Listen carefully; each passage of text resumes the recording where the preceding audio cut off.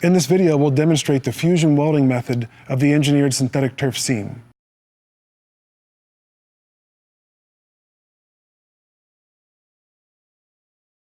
With synthetic turf and enclosure turf, you have two options. The first method being sewing. So you would deploy one panel of turf, tufts facing up.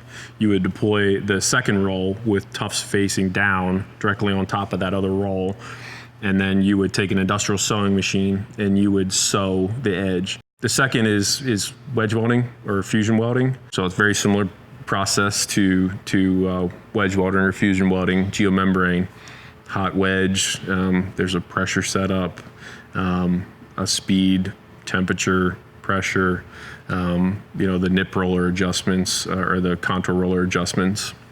And you set the wedge up.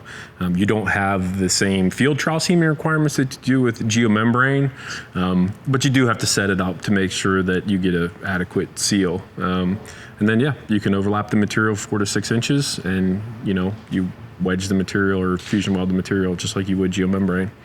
So it really helps with increased productions, and rather than, you can obviously understand sewing it is a fairly slow process because you can only go one panel at a time. You have to put one panel in, sew it, flip it over, deploy the next panel upside down, sew it, everybody waits while it's being sewed, flip it over.